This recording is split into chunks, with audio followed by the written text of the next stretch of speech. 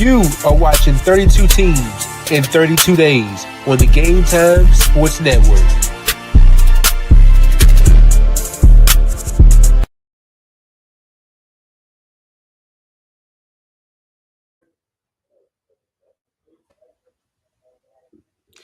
It's a great day, sports world. What's up to all the sports lovers, the haters, the addicts, and the fanatics? This is Larry Patterson for GT365. That's Game Time 365 Sports right here on the GTSN. It's the Game Time Sports Network. Got my man Amon here, man. How you doing today, man? I'm doing good, man. Going and touching in to the NFC West. So the Arizona Cardinals third in the NFC West. They went 8-9 last year. 2-4 in their first 6 games. Won 4 straight, then hit the bye. Ended the season 2-5. Missed the playoffs for the 3rd straight year. Offensively, ranking 18th in the pass, 7th in the run, 11th overall. Defensively, ranking 14th in the pass, 20th in the run, 21st overall. Kyler Murray, 3,800 yards, 21 touchdowns, 11 interceptions, completed 68% of his passes, played 17 games, also adding 572 yards of rushing with 5 touchdowns. He had a career low in carries when playing 16 or more games. And with he's entering year 7? 2019. So, yeah, year 7, year 8, yeah. Yeah, so I think it's 3 or 4 years. I want to say 3 years where he's played 16. Or, when he came in the league, they were still playing 17. No, it was 17 weeks, playing 16 games. Mm-hmm. Right. Yeah. So now they're playing 17 games. This is his first time playing 17 games. So you can only hope going into year 7 that the sky is the limit for Kyler Murray and the weapons that he has around him. And as well on the other side of the ball, James Conner, 236 carries for 1,094 yards and 8 touchdowns, and averaged 4.6 yards per carry. He had career highs on rushing yards, carries, and his second highest career yards per carry at 4.6, and career high in yards from scrimmage with 1,508. That offense moves with James when James Conner is in there. I feel like he's found him a home there in Arizona. And then with Trey McBride, man, coming along in his 3rd season, had 147 targets, 111 receptions for 1146 on the yards and 2 touchdowns. Career highs in terms of targets, receptions, and yards. Marvin Harrison Jr. came into the fold. Not the season I was expecting, but still very productive. 8 scores, 885 yards, 62 catches, and 116 targets. In terms of this offense, how you felt about this offense? Man, last year, 2024 for the Cardinals, I mean, I felt the offense was okay. I had my hopes up for the offense only because, like you said, Marvin Harrison Jr. was so highly regarded coming out that draft. You thought it was going to be an automatic 90 catches, 1,200 yards, 9-10 touchdowns as a rookie, but as we all know, rookie wide receiver and veteran quarterback, that chemistry takes time to develop. And you definitely seen that last year during the Cardinals games where they just weren't on the same page. And a couple games where Kyler Murray missed Marvin Harrison a couple times. And yeah, man, it just seemed like they weren't in sync, But for the most part, like you said, James Conner was a pleasant surprise. He's a steady Eddie at running back. I did like the guy, the backup running back, Trey Benson out of Florida State, 4-3 guy.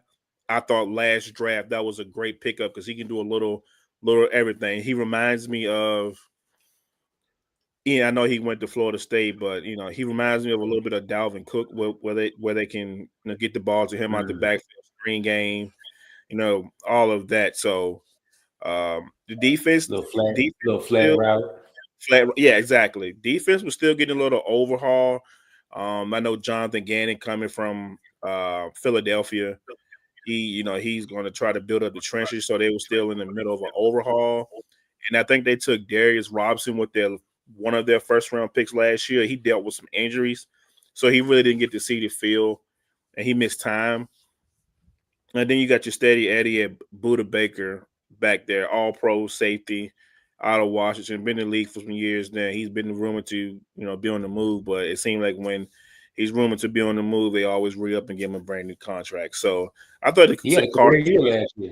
yeah, he had a great year last year. So I thought the Cardinals 2024 overall was a solid or whatever, but I'm expecting a little a little jump up this year. Jonathan Gannon going into his third year as head coach of the Cardinals. Um, I'm going to give you a little backstory on him. When he was a defensive coordinator at Philly in 2021, that's when he first got the job. He was 11th in the pass, 9th on the run, 10th overall. 2022, ranked first in the pass, 16th on the run, second overall defense. Then he comes over to Arizona in 2023. He ranks 13th in the pass, and of course, you're taking over a new team, and you working with what you're working with right now, especially in your first season. 13th in the pass, 32nd in the run game, dead last, and overall 25th. And last year, ranked 14th in the pass, 20th against the run, and 21st overall. Then you bring Josh Sweat, who you're very familiar with. He racked up 8 sacks. I believe Josh Sweat had 11 and a half sacks in that last year for Gannon. So then you have 8 sacks, and then you have a hell of a Super Bowl with 2.5 sacks in that game. And the 8 sacks was the second most in his 8-year career. Oh, then you bring in Dalvin Tomlinson. A couple years removed from elite Dalvin Tomlinson, but still 610 defensive snaps and 3 sacks, in each of the last 2 years, 19 sacks overall in his career. It's safe to say we'll touch on the roster here in a bit, but it's safe to say that they're heading in the right direction. Listen to this: 41 sacks as a team last year, 76 quarterback hits, and 87 tackles for a loss. And then the year before, when he took the team over, 33 sacks as a team in 2023. So 41 last year looks like he's trending up in the right direction. You still there? Yeah, I'm here. I was gonna say, yeah, man, he's definitely trending in the right direction with his defense for sure. Um like we said, well, you said 30. How many sacks in 2023? 33? He had 33.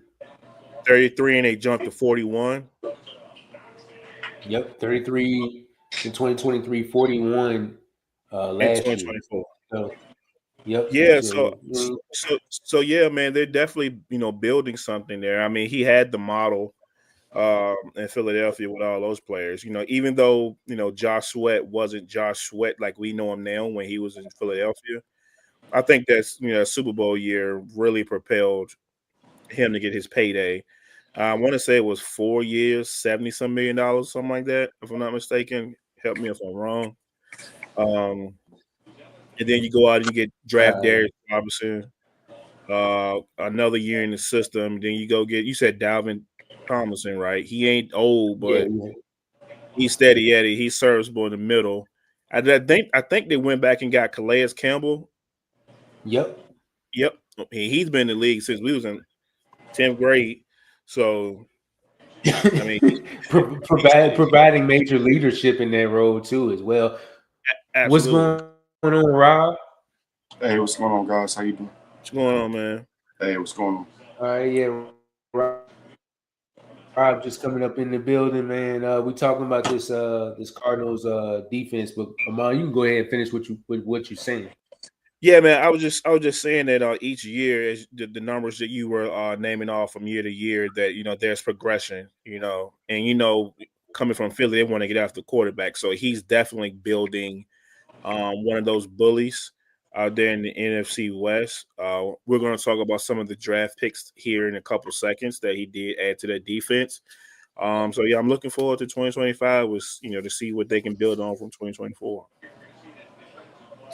All right, Rob, I'm gonna ask you the same thing. I don't know if you caught on to anything, but I was listening off what Jonathan Gannon did in Philly as a coordinator, and then jumping to Arizona in his first 2 years as a head coach, and you can see some of the improvements in different areas. And surprisingly, it's not surprisingly because I mean, some of your takes that some of them turn out to be like damn, but you you said that Arizona has the potential to win the Super Bowl or go to the Super Bowl this year. Definitely. Do you want me to expound on that reason? Please, brother, please. All right. So you go back and look at the Arizona Cardinals in 2000, the 24-25 season. They lost to Buffalo by 6. Okay. Second week, they beat the Rams 41-10. They lose to the Lions 20-13. They got blown up by the Commanders, so we're not going to talk about that too much. They beat San Francisco when they were still the 49ers 24-23.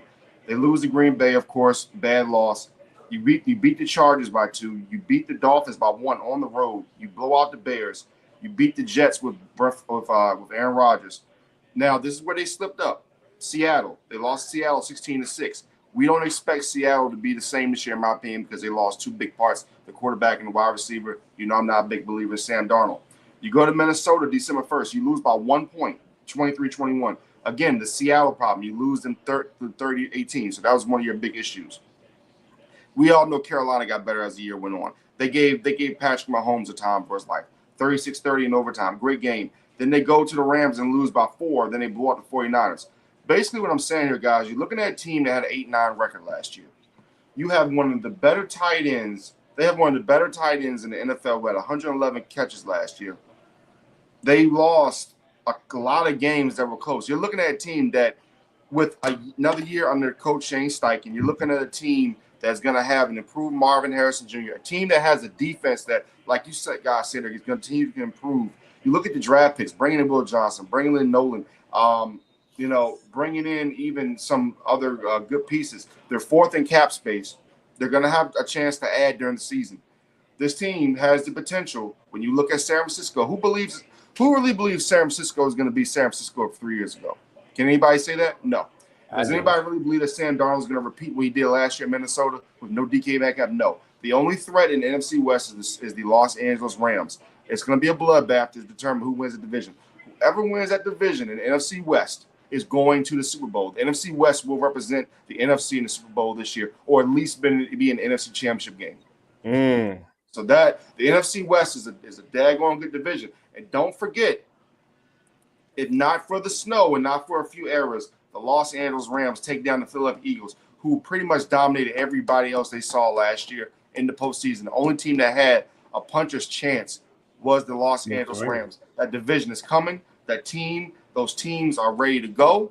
The Arizona Cardinals, and we'll get into the schedule. And when we get into the schedule later, I'll really tell you why I think that this team's going to start off hot and what their number one statement game is. And their statement game will be against the rival. But that is pretty much why I think this team is primed and ready to go. You brought up Calais Campbell, his leadership coming back to this team, putting him in certain spots. I think that's going to be important.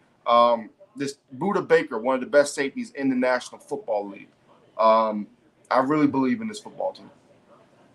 Yeah, Buda. I was telling him, Mom, Buda had his best season under Jonathan Gannon last year, and then you bring in a Josh Sweat, who had the Super Bowl success. Let's see if that can carry over. And then with you drafted mostly defense in the draft. So you can tell what he's building over there. Yeah, Jonathan Gannon. I'm sorry, not Shane Steichen. I'm sorry, Jonathan Gannon. That's for Jonathan Gannon. I'm sorry. Yeah, you're thinking of the offensive coordinator. Yeah. So let me show the draft picks right here. Walker Nolan selected in the I was a first huge round. fan of this. I was a huge fan of this draft too. I mean, like I say, you look at Walter Nolan, Ole Miss, really good player. Will Johnson, who to me is very underrated. Him going in the second round was just criminal. It's almost like last year with the corner out of Iowa, just very criminal how he was disrespected. Denzel Burke, who at one time, guys, was a first round pick. And then you look at the offensive guard, Hayden Connor. Texas always produces really good players. And you look at Kitten Crawford, safety out of Nevada. I think he's an underrated player as well that got underdrafted. So Cody Simon out of Ohio State. I mean, it's just so many gems on there. Even a defensive end, Cody Brunch out of Oregon. He probably won't have success right now, but you'll start to see his growth. This is an A+ draft, guys. Yeah, they definitely got some dogs up in here. Let's go to key additions. So as we said about Josh Sweat, of course, key addition. Rob, of course, you're gonna smile at this. Jacoby Brissett as a backup. Now he may not take a lot of snaps, but just in case Kyler does get hurt, I mean, who you gonna throw? You gonna throw Clayton Tune in there?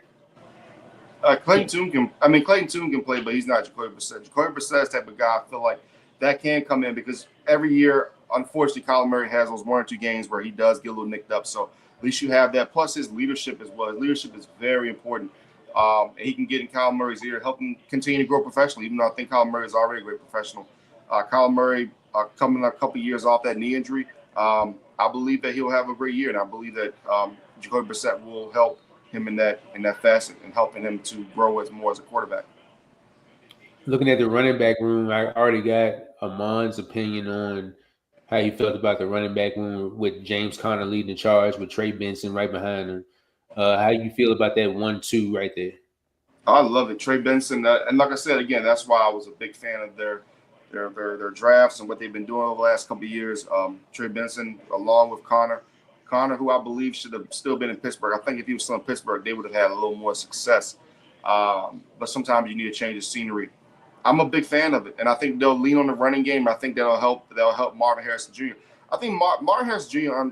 Doesn't need to get 100 catches a year. Sometimes it's not about 100 catches a year. Sometimes it's about taking pressure off the other players. Sometimes we look at stats, and stats can be deceiving. Marvin Harrison Jr. could probably end this season with 80 catches for about maybe 1,100 yards, and they can still have a great record because they'll lean on the running game. Their other pieces is what's gonna make them. Sometimes just having one guy, like we're talking about Jamar Chase last night, just having one guy getting all the stats doesn't always equate to success. Sometimes you have to spread the wealth so that defense is a little thrown off of what you're doing. Touched on the tight end room. How do you feel about this wide receiver room led by Marvin Harrison? You also have good role players like Greg Dortch, Zay Jones if he can stay healthy, and there's the Michael Wilson who's pretty much had like the same stats for the last couple of years. Hopefully he can stay healthy. I think they need another guy though? What you guys? Think?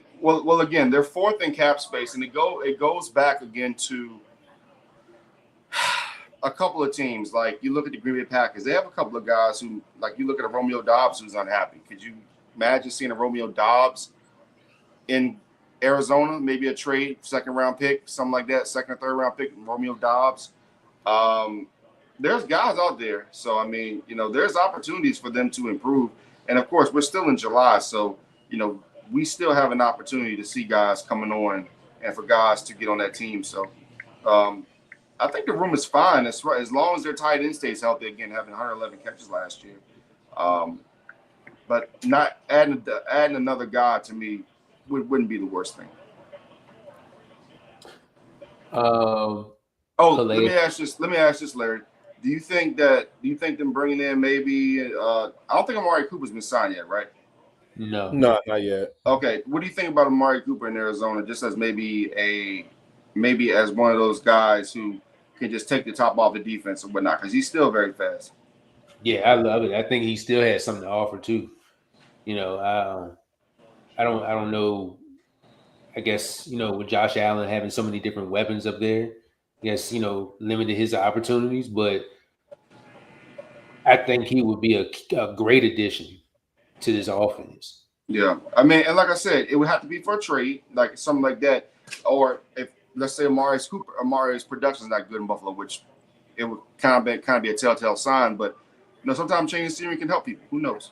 I still also think that he'll probably get the same production, considering that Trey is going to take some targets. Marvin's going to take targets. James could take targets. So and then considering the other guys too, like Michael Wilson, and then some of those role players that's playing. So, but hey, swing for the fences. I like it. Like I said, they got the cap space and they have draft picks, so I mean they can pull off something if they need to. You got anything to add, man?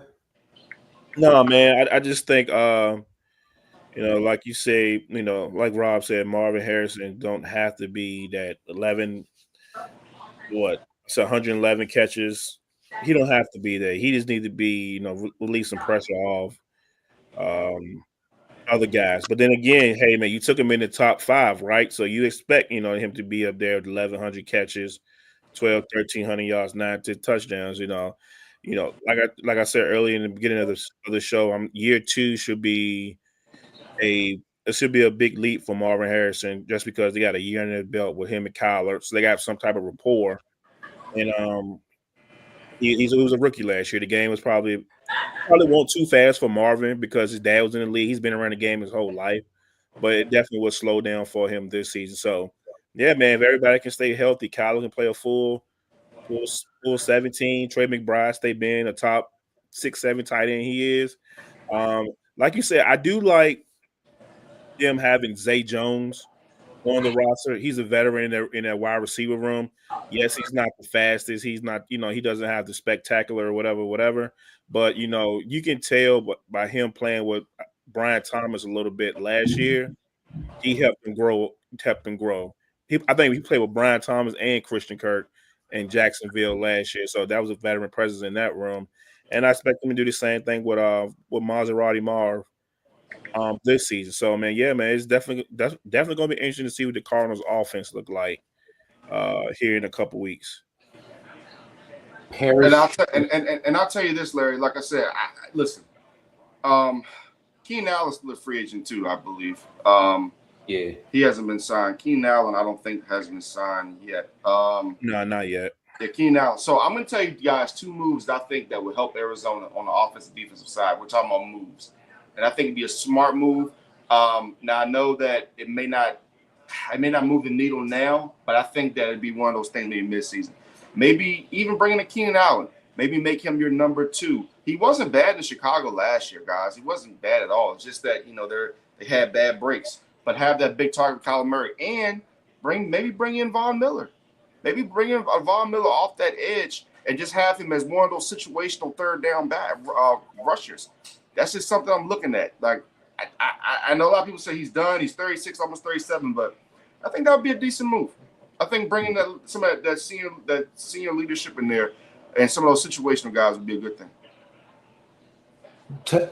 Before we go to the defense, because I feel like that's going to be the spotlight of what we're talking about. But on this offensive line, Paris Johnson seemed like love him.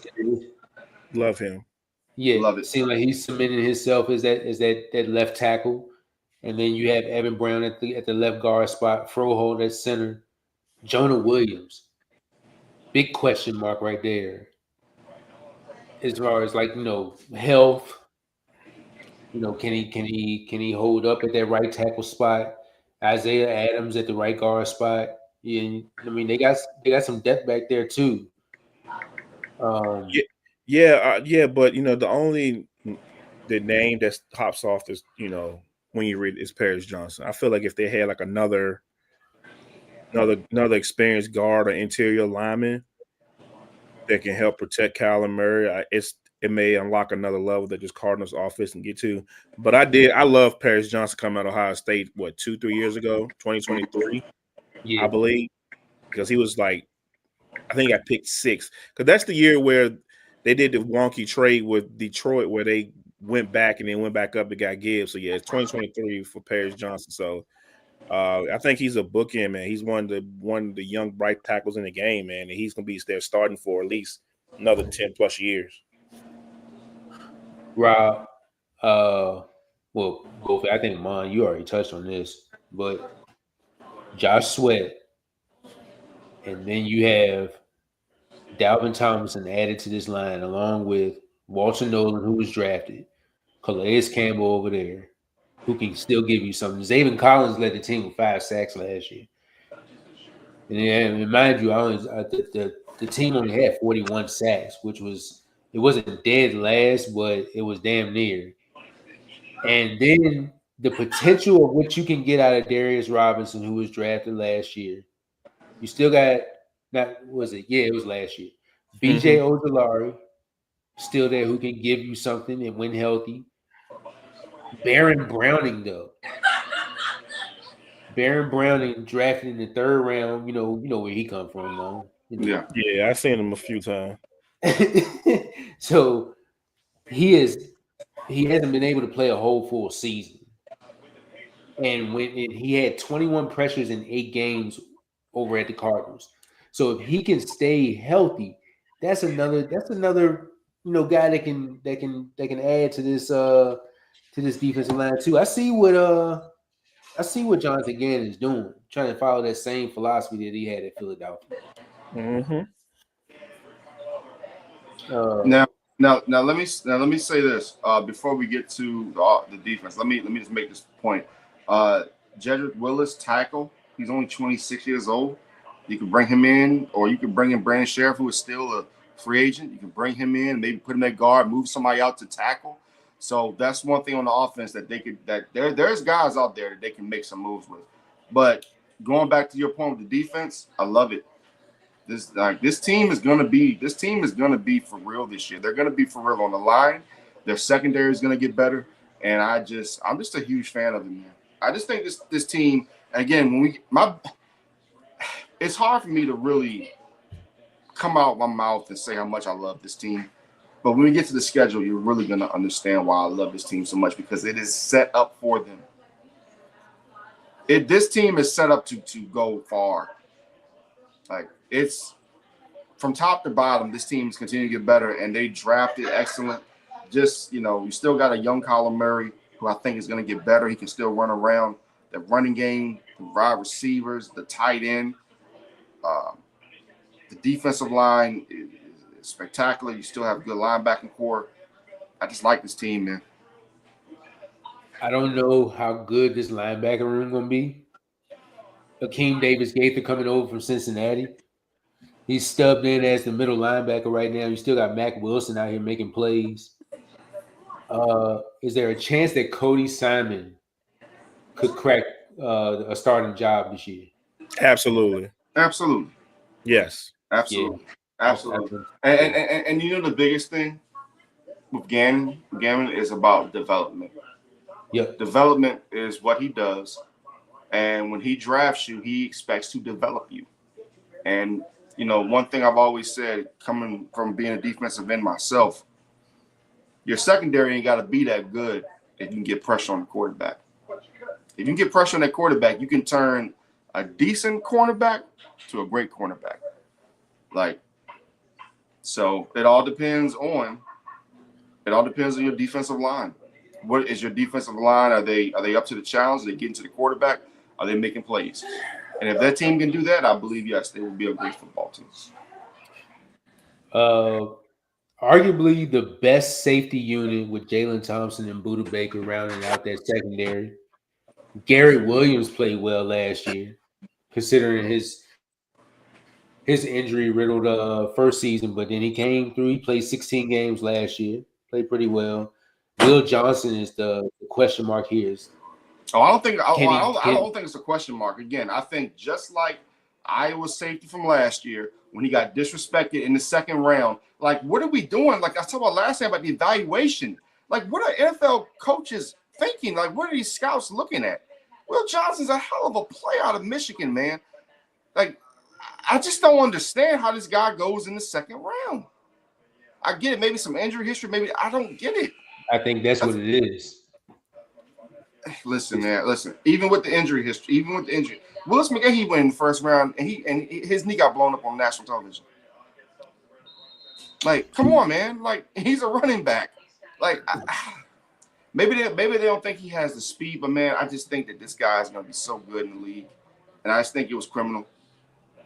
Yeah, Larry, I'm gonna let you go, Larry, and I'm gonna chime in on the Will Johnson. 2 years in a row, two good cornerbacks get taken in the second round, and watch is gonna pay off. Yeah, I just think that injury history, that's probably what they're looking at, the reason why he dropped. But go ahead, Amon. Yeah, man. This whole, me, because me, like when we were talking, back in February, March, I was like, yo, Will Johnson. Will Johnson's gonna be a Raider. He's gonna be a Raider. Top 10. And then all of a sudden, throughout the process, you started hearing, hey, he's not working out. He didn't come to the combine. He's not working out at. I don't know if he worked out at his pro day or not. I'm not sure, but he never ran a 40. So then some stuff came back on his knee, and that kind of like how the NFL circle is, Rob. Hey, Yeah. man, everybody gets the same medical records, and everybody gets the same. All 32 teams get a copy of the same medical records, and it's like, oh well, he got injury history, or he got whatever it is, his knee is flaring up now. What is his 40? And you don't run your 40 at your pro day or whatever. It's like, we're gonna penalize you for that. And I think sometimes the NFL and all get in a little over their skis, instead of seeing what you've seen on tape. Because if you go look at Will Johnson's 2023 before the national championship, bro, what? It was like, okay, he can't even come out yet. But if he was to come out, he would be top 5, top 6. And like Easily. you said, it's easily. And like I was, riding to work this morning, and I was listening to a pod, and they said that, hey, just because a player has a bad year per se stat wise, or he's not getting you the same production as he had the year before, doesn't make him a bad player. You always go back to that 2023 tape, and that's the real Will Johnson. So for him to slip, yes, I get it was a knee or whatever the case may be, but for him to slip to 47, Larry, I think I even texted you right after that pick was put in. I was like, Arizona might have just stole the best cornerback in the daggone draft. Let me ask you a question, my guy. Who was the head coach of the Chargers? I don't know why he didn't do it. I don't know. No. Well, that's what I'm saying, because they had other priorities. But who's the head coach is Harbaugh. Right. Don't you think that he would try to put some rumors out there to downsell him to those other AFC West teams, because he knows how good he is. Yes. He knows how good he is. You're talking about the Raiders. Can you imagine him with the Raiders? The Raiders are improving. The Raiders in about maybe 2 years are going to be back for real. If they continue to do what they're doing, Pete Carroll's going to bring them back. Another story another day. But Rob, you don't believe that. Oh no! Trust me. With the Raiders, give the Raiders another 1 to 2 or 2.5 years. They're building something out there. They're building something out there in Las Vegas. So basically, I feel like people were putting stuff out there to kind of undervalue his value so that he wouldn't come to certain places. Him going to Arizona, to me, is the perfect spot. It's a low-key spot. NFC West. The NFC West wide receivers this year a little. If you think about who's really at wide receiver, besides Marvin Harrison Jr., you got some decent wide receivers out there, but not the same as you had maybe 2, 3, 4 years ago. Yeah, you got Marvin Harrison, you got Brandon Ayuk, you got and who knows how he's gonna look. He wants right. You got Cooper Kupp out there, Devontae Adams. So yeah, I do agree. It's very low key in the NFC West, and there's like no pressure on Will Johnson right now to go out and be the man. He can sit there and develop and gain and scheme He can play clue, and he can clue. You know, he's great at, you know, Larry, I know I'm getting off tangent. I'm going to let you go. But he is great at cluing, seeing the quarterback and seeing where the ball is going when it's in front of him, because he diagnoses it and he takes off, and it's like exactly. He can diagnose it, and he's gone down the sideline. So I think it was a great pickup. You know, by the last question of mine, and I know this is very hard for you to say this, or for you to even talk about this. Not talk about it, but you know, this is something I've been debating with people for a little while. If you have to take one player off, who would it hurt the most when y'all won the national championship? Would it be Will Johnson or JJ McCarthy? If we had to take one player off, yeah, who would hurt the most? Ooh, that's a good one. I'm going Will Johnson, because that defense, he orchestrated that defense. Yeah, JJ.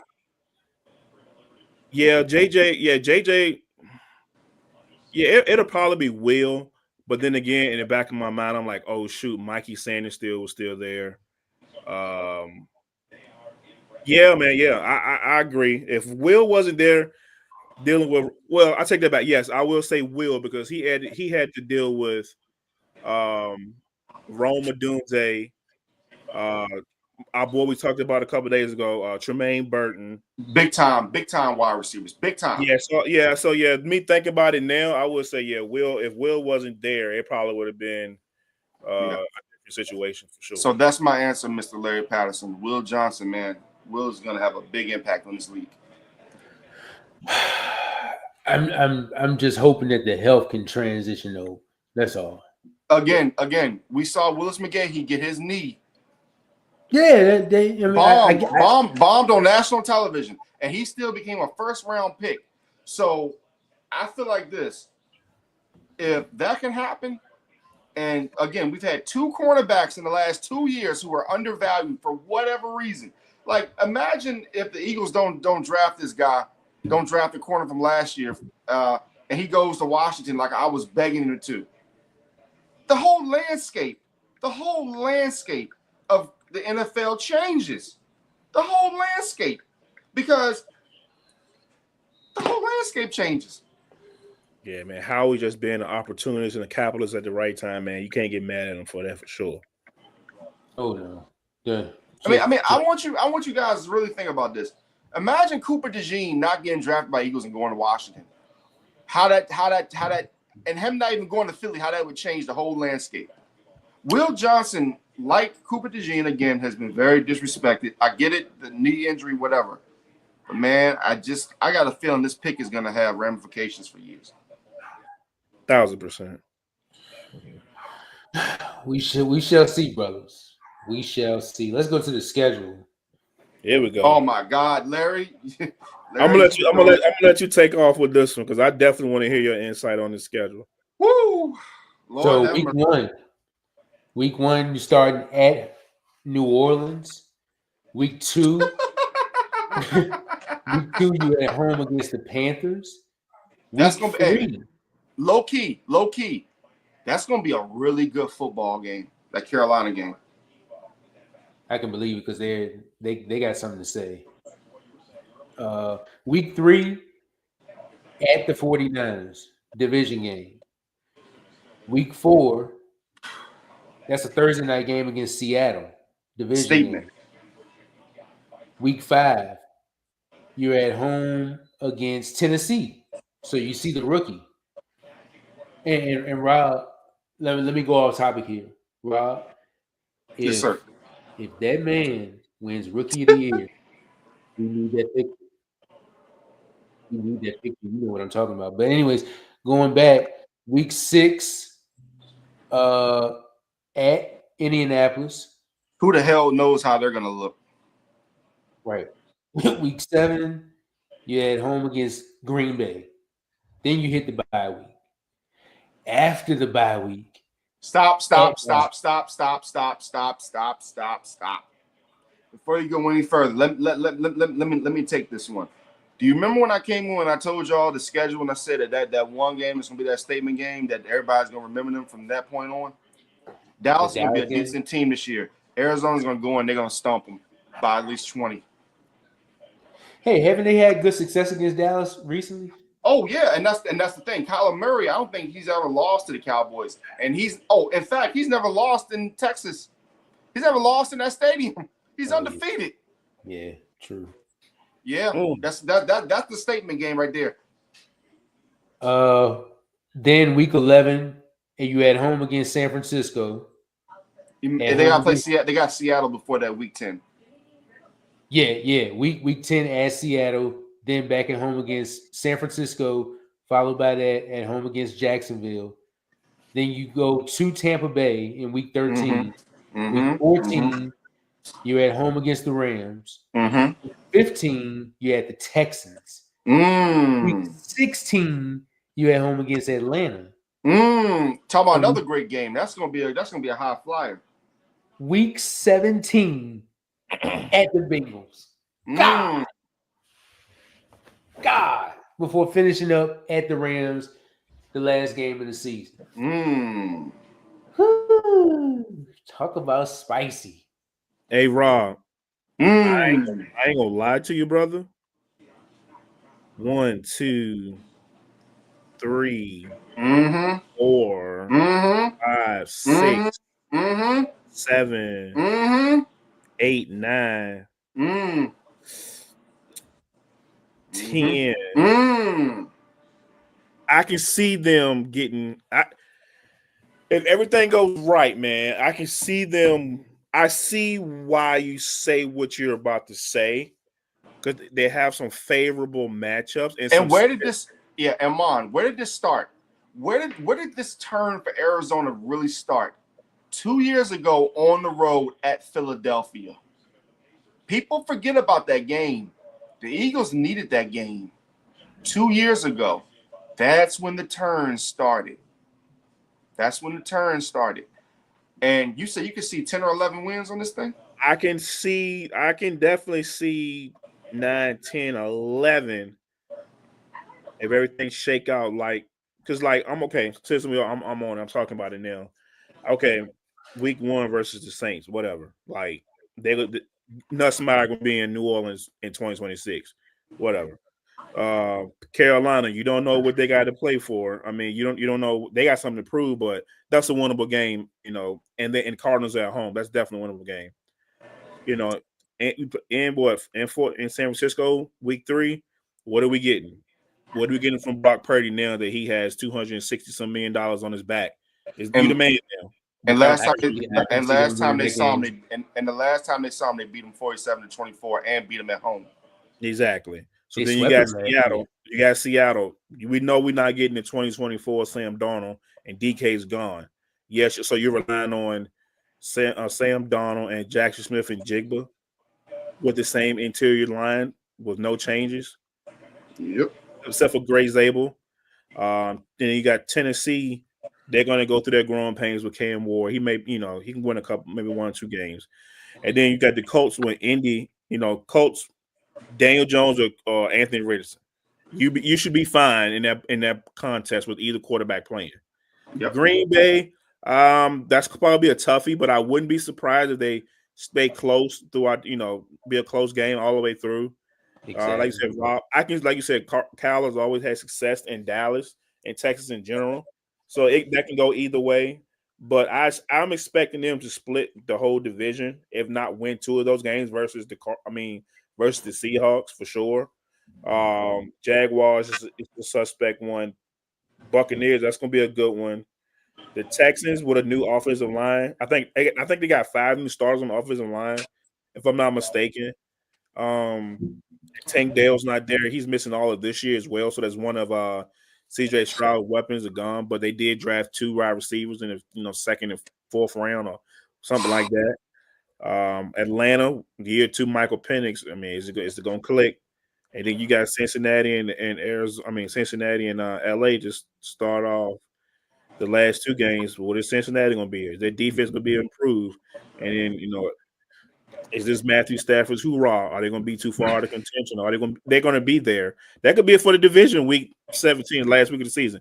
Who knows? So I definitely I didn't think too much about this Cardinal schedule when I peeped at it earlier this week. But after the breaking it down and having the conversation that we had, the last past hour or so, yeah, man, Kyler Murray, if you want your division, here it is. Well, What are you going to do? Well, speaking of that, right? When you look at this schedule, I know I had said Baltimore. That was one of my Super Bowl favorites, Larry. Mm-hmm. But I'm gonna tell you something, Larry. And Larry, don't jump on me. I think a Super Bowl preview is on this schedule. I do, Larry, because there's a team that I've been looking at. I've been thinking about. I'm like, you know what? They're ready to make that jump. They're ready to, and with Kansas City in my eyes looking a little dim, there's a team out there that I really like, Larry. Yeah, if you're talking about the Raiders and preseason August 23rd, yeah, I agree with you. No. I'm right there with you, brother. But yeah, but no. My Super Bowl preview, and I'll go ahead and say it. Well, you know what? I'll wait. But there's a team on this schedule they're gonna meet them again. I feel like they're gonna meet them again. You look at this whole schedule. The Saints, whatever. The Panthers are going to be a tough game, but they'll win. They'll beat the 49ers. They'll beat the Seahawks. They'll beat the Titans, even though I think Cam Ward will have a really good rookie year. The Colts, you got to be careful because they're tricky in Indianapolis. You got to be careful with them. Hey, Daniel Jones could have a career year. Larry. Stop playing, bro. Larry, please. Are the Shades taken? Larry. It's over, man. Yeah. It's over. Because we all now if Tyrod Taylor wasn't in Indianapolis, yeah, I'd give him a little bit of a chance. But not Daniel Jones, man.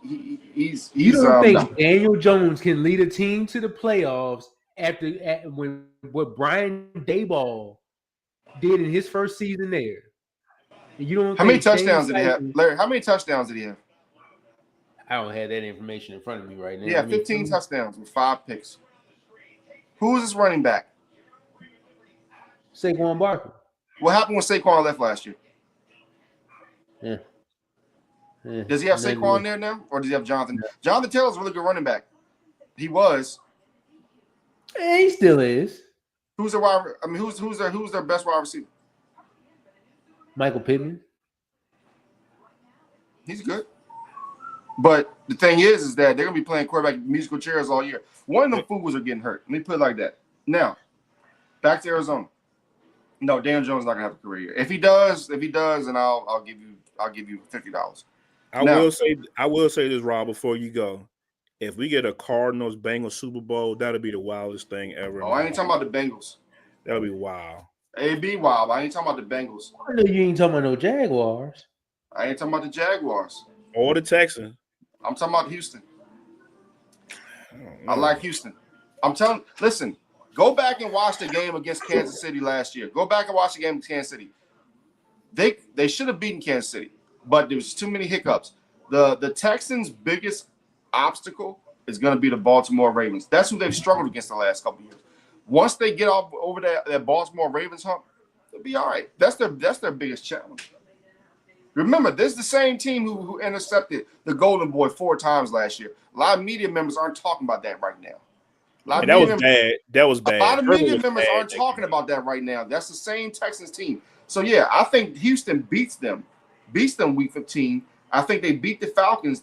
I think they go in and beat the Bengals. And then week 18 against the Rams, that will not only be for the division, but that'll be for home field advantage. Damn. We're going to timestamp this one, boy. Woo! Well, we got. I'm just telling you because the Rams. Listen, the Rams. I've doubted them. The Rams are a damn good football team, man. They still got a really good defense. They get, like we talk about that word development. What is the one thing that the Rams and Cardinals do very well? They develop their players. What do the 49ers not do? The 49ers don't develop their players like that. They have to trade some players. And, yeah, they develop Deebo Samuel, a few other players. They develop Brock Purdy. But a lot of their stuff comes from trade. Like you look at Christian McCaffrey through a trade, stuff like that. These two teams know how to develop their players. So I just think that I think the NFC West has always been one of those divisions that's just very good, man. We're gonna find out. Everybody's gonna find out. Well, we shall find out, man. Let's go to more or less before we wrap things up. Kyler Murray, 3,851 yards, 21 touchdowns. More or less? More. Yeah, I say more because I think McBride he takes another he emerges as he I think he comes down and say, hey, y'all want to vote Brock Bowers, Travis Kelsey, all those guys, top 5 tight ends, Kittle. Hey, I'm here too. So I'm definitely going to say more for Kyler, feed Trey McBride the ball, more than 38 and more than 21 touchdowns for sure. Marvin Harrison Jr., 62 catches, 885 yards, More, 8 touchdowns. In terms of yards, will he More. get more? More? more. Okay. James Conner, more than 1,094 yards. More. I'll say a little bit less. Probably maybe about. No, I'll give it a little more. Maybe 1,200. I'm gonna say less only because I think they're gonna rely on Trey Benson a little more. Like I said at the beginning of the top of the show, Larry, 4.3 speed. Yes, he came in off an injury coming out of college, but I think he's just so explosive. They're going to find ways to get the ball in his hand, whether it's screen game, out the backfield, whatever. Oh, and can I say something real quick? Since 2019, the NFC West has been in Super Bowl 4 times. So yeah, make it the 5th this year. Damn. Hold on, wait a minute. Hold on, wait. Ran said 2019. 49ers Yeah. twice. Rams. Oh, okay, yeah. Never mind. 49ers, yeah, I'm tripping. And then Jalen Thompson going into contract year, 98 tackles. Does he get more or less? I'm gonna say less. A little bit less. I'll say a little bit less. Yeah, I'm gonna say less because that defense is going to be so much improved from last year that I think the opportunities that he had, or the offense to get to the second level of the defense, won't be there because of the additions of Calais Campbell, Walter, Dalvin Tomlinson, heck, even Will Johnson in the other corner on the other side. They're tacklers. Yeah. Scared to stick their nose in and make plays. So I'd say less. Exactly. Just of the next level that the defense is going to take along with Josh Sweat too. So I'm gonna say less. Speaking of Josh Sweat, 8 sacks last year. Does he get more or less this year? I'll give him more. I'll say about 11 and a half. Same. I'm right there, and I'm right in the 9-10 range, 11. Just because he's so talented as a pass rusher, and once again, like I say, having a Darius Robinson come back from injury, having a full year and full camp on his belt. Walter Nolan, he could have been DT1 this year, depending on who you ask. I think him going at pick 17 was you can arguably say that was a little too low. To be honest with you, you can say that. And then Calais Campbell being a wily vet, Dalvin Tomlinson, they're gonna the way this defense is designed with the players that they do have now. Josh Sweat is going to have one-on-one matchups on the edge more consistently this year with the Cardinals to get him some space and some time to roam in. And that's going to allow Buda Baker to blitz a little more as well. And Will Johnson, which is dangerous for any quarterback. Yeah, and putting Will Johnson at nickel cornerback, like you can put him outside, you put him in the nickel, you can put him in a dime situation, just lethal. And with Gary Williams there as well. Yep. Yeah. And then, don't forget, the edge depth. I mean, you got Zaven Collins. I say he led the team in sacks, but I mean, imagine him more in a more rotational role. Yeah. You can have him on third down, come back and pin his ears back and just get out the quarterback. About a lot, and a lot of people, just don't understand who haven't played the game. It's like when you are a player and you've gone through first, second down, especially when you've been getting beat up all game, that third down, you come in fresh, man. That's big, and that's why I had made that Von Miller type of a comment. Maybe bring him in because the Cardinals. I think are going to have some leads this year, and they're going to be pinning their ears back on third down, getting after that quarterback. So I definitely like you. Yes, that's a good point on Zaven Collins. Really good football player. and you could use him as a trade piece. Who knows? Yeah, man, he was a off ball linebacker when he came out a couple years ago. Well, more than a couple years ago, and he converted to like some pass rush specialist. So there's some versatility there with him. So yeah, I can definitely see him, being fresh and pinning his ears back on third down and wrecking some havoc with Josh Sweat. Yeah, this defensive line is very deep. I will say this, Larry. I think out of just the whole league, right? If you had to look at the landscape of the league, rooms, offenses and defensive rooms, I think the Arizona Cardinals defensive room alone is the most improved unit in the league. Yeah. And I don't think it's close. Like from what they had when Gannon first got there to what he got now, along with free agency and the draft this year, I think this is the most improved unit in the NFL. That defensive side of I can definitely get with you on that. And plus with the depth that he has too. Defensive line got crazy depth. You also got Dante Stills, who's going into his like third year, I believe. He had a career high in sacks. And then you got B.J. Ojolari. You still got L.J. Collier for former rotation. first round pick of the Seattle Seahawks, years back? First round pick. I mean, the second Dadrian Taylor Demerson, who you drafted last year, like this team is deep. The defense is very, very deep. So, Rob, I ain't gonna say Super Bowl, but I definitely see your vision and where you was talking about that. I mean, because if this is the NFC West of 3 years ago, I mean, I'd be crazy to say that, but I mean, who else is there besides the Rams? Yeah, the 49ers really the 49ers, if we keeping it a buck on the show right now, right? Do the 49ers really scare you for real? Because you don't know what you're going to get out of CMC. Brandon Ayuk coming off of ACL. My boy Jawan Jennings, he said if he can't get a raise, he want to trade out of there today. Trent Williams, he on his way out. You know what I'm saying? He on his last legs. Nick Bosa, he's a top 5 pass rusher in the league when he's on the field, but health is a thing with him, and you lose Hufanga. Yeah, you lose Hufanga to Denver this year. You lose Debo to the Commanders. I think it'd be nice, Amon. The empire's crumbling before it's definitely crumbling. The empire is crumbling. They had between 2018, 2019 to around 2023. When they walked off the field against Kansas City, that was it. Super Bowl, it was done. Yeah, they could never recover from that. You either became legendary or you wet the bed. When Shanahan decided to take the ball first, that sealed his fate. That sealed that team's future fate. Yep.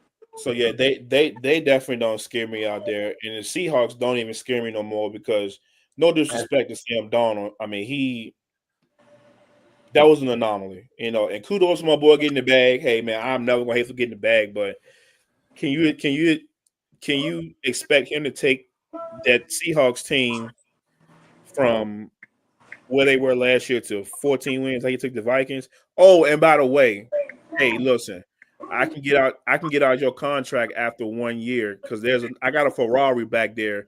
Let him develop, you know what I'm saying, and let him start showing some promise in practice. Hey, we want to give him some reps too in the game. And I'm talking about Jalen Milroe, and that's if everything goes right. Do you guys remember? And let me make sure I have these stats correct because I really want to make sure that I am getting this correct. Do you guys remember a man by the name of Jeff George? Yeah. That boy had a rocket. Yeah. So did Sam Darnold. That's who he is. Let me give you guys a little and you remember this, my brother. 1997 with the Raiders, 29 touchdowns, 9 picks. Next year, 4 touchdowns, 5 picks. Minnesota, 1999, 23 touchdowns, 12 picks. Next year, 7 touchdowns, 6 interceptions. Sam Darnold is the new with 154 career touchdowns and 13 interceptions. That's Jeff George's numbers. All right. Sam Darnold is the new Jeff George. Jeff George had a rocket, boy. Woo. He had a Because good you want to know what Sam Darnold's career numbers are? I just read you off his 153 and 113, I believe. Sam Darnold's numbers career 98 touchdowns, 68 touchdowns. It is a mere freaking image. If you're the Arizona Cardinals, man, you better get this out the way now, because I'm telling you right now, once Jalen Milroe gets in there and he becomes the next he's a faster Lamar Jackson with a better arm than Dak Prescott. So they better get it done now before Jalen Milroe gets in there and starts putting in work. Yeah, that's all I'm gonna say. Arizona's got a 2-year window. Get it done or not. Yeah, with that, when we talk about the Seahawks here in a couple of days, that's going to be one of the things I highlight on for sure. Yeah. Because if he develops and gets his intermediate passing going and be more consistent, the God natural ability with his legs is already there. The NFC West is in trouble. Yes, and that's what I'm saying. The Cardinals better get it done in the next 2 years, because if not, the window is going to close quick. 49ers going to get back. Everybody's going to get back quickly. Yep. That's my word, Larry. The Cardinals need to get it done quickly, because if not, just like back in the day when they had those windows, when they went to the Super Bowl a few times, like when they went to the Super Bowl against Pittsburgh, not a few times, but went to the Super Bowl against Pittsburgh, they had that little small window. They better take advantage of it now. Then they had that NFC Championship game run when they played Carolina as well. Yeah. Well, we all know that ended a complete disaster, because they were going against one of the more underrated quarterbacks I've ever played, Cam Newton. But yeah, pretty much. And where did that quarterback and yeah, Carson Palmer. So yeah, Carson Palmer went to an NFC Championship game when he never even had won a playoff game before. So yeah. So that was a Rob, Rob, we got to get you back for the 49ers episode. What'd you think? Depends on the day, my brother. Just let me know. All right, we'll talk off camera on that. But let me run through these players real quick. Players to watch this year. I got Garrett Williams, Darius Robinson, who has a lot to prove going into his second year. Marvin Harrison Jr. They don't really need to watch him, but I want to see if he can up his numbers this year. And then my rookies to watch: Will Johnson, Walter Nolan, Cody Simon. I'm gonna make this simple. Cody Simon and Marvin Harrison, because if Marvin Harrison delivers at least 80 to 90 catches, they're gonna do what I'm saying. And Cody Simon, he can be that engine. He can be that guy that can come in there and get. It wouldn't shock me if he had 120 tackles this year combined. He's that good. He's that good. He wouldn't surprise me. Now, it wouldn't surprise me if he had less, a lot less. But if they develop him right, like I said they did, he can come in and be a really good player for this Arizona Cardinals team. Shane Steichen. not Shane Steichen. Jonathan Gannon. Jonathan Gannon. Why am I getting the two mixed up? But Jonathan Gannon, he's coming for blood, man. I see the vision of what he's doing. Fellas, it is storming outside. So we're about to go ahead and get on up out of here. Any last thoughts y'all have on these Cardinals? Yeah, we'll see him. We'll see him in the NFC Championship game in the Super Bowl. That's what I'm saying. I believe in this team, but they better get it done. Their window is very small. Yeah, man. I just want to see if Kyler can take that next step. He's been in the league 7 years now. Hey, man, can you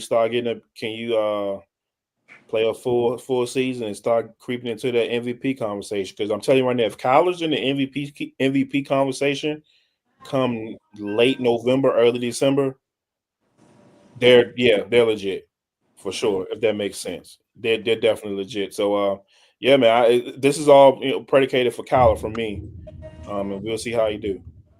Yeah, I love the way he starts out, but he just does not finish the same way.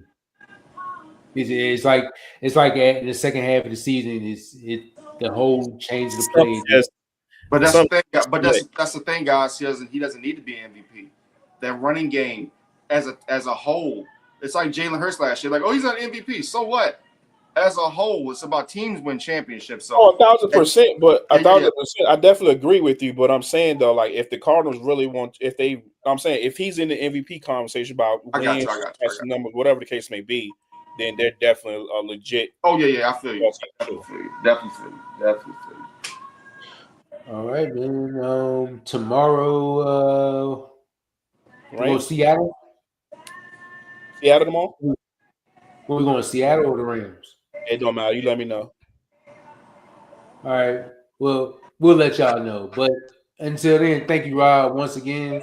Thank you, Amar. Yes, sir. Until then, everybody.